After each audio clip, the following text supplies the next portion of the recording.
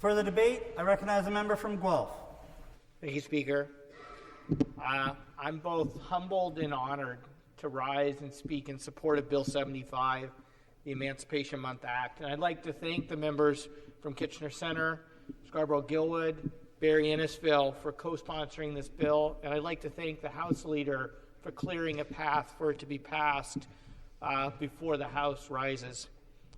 I want to give a special thank you to DeWitt Lee, the founder of Emancipation Month Canada, who initiated this bill. It was so important to Mr. Lee that all four parties co-sponsor this bill. And I believe it is the first bill in Ontario's history to be sponsored by four parties. And for DeWitt, this was an important message to send to the people of Ontario.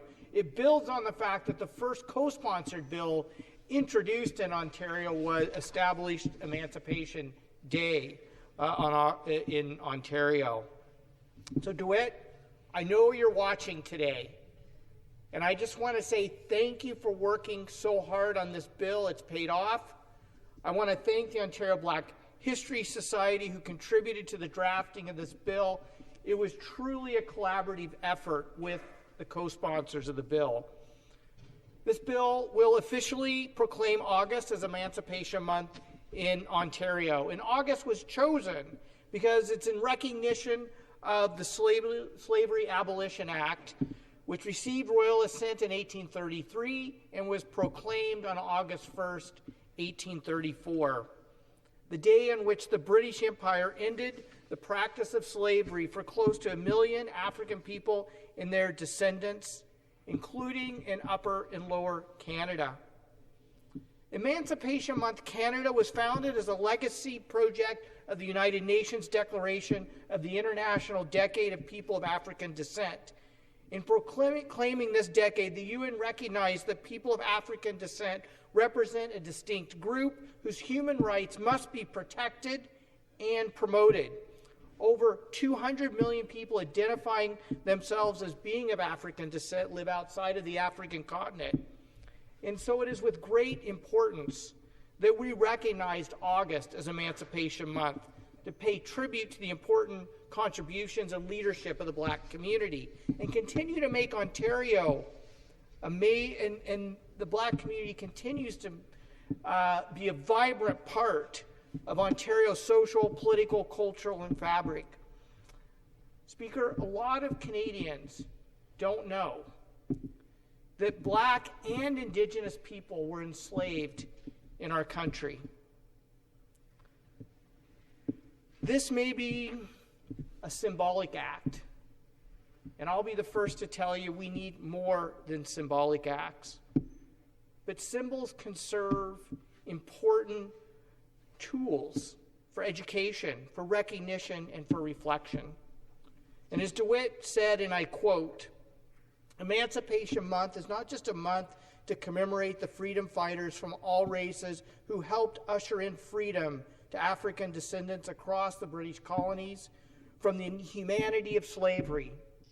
It is designed to grant the much-needed time and safe spaces to recover and repair the affected communities from the lingering intergenerational effects of slavery, racism, and being colonized, which we can see in our society today. So, Speaker, we know that intergenerational trauma of slavery and systemic racism persists today.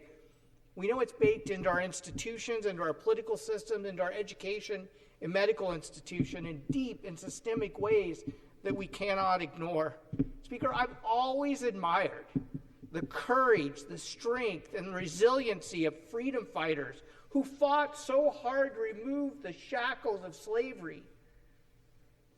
And I believe they deserve those of us today to continue that fight for freedom and justice. As the great civil rights leader Martin Luther King once said, our lives begin to end the day we become silent about the things that matter.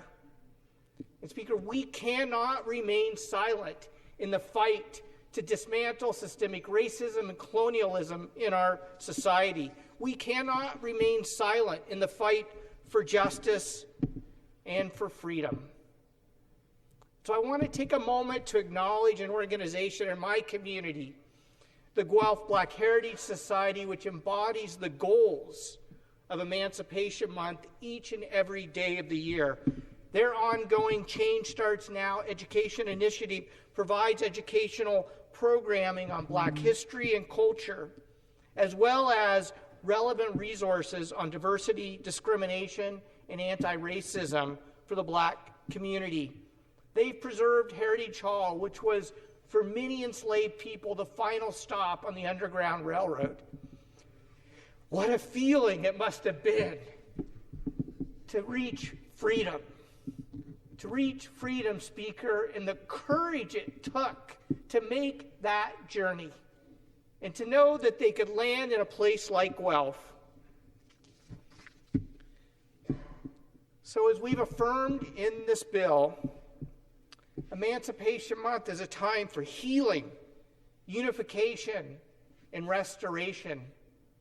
It's a time to heal relationships so we can create a better future. It's about eliminating discrimination by continuing to educate and to advance the importance of racial equity and justice across the province.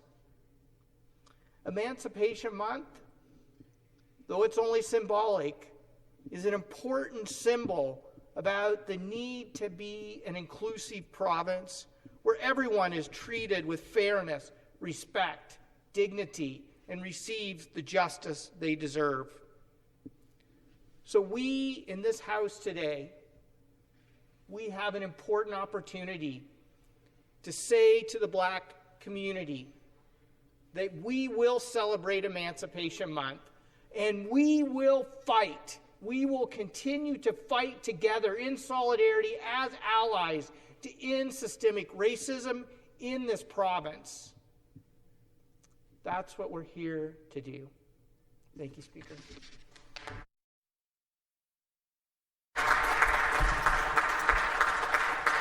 Thank you.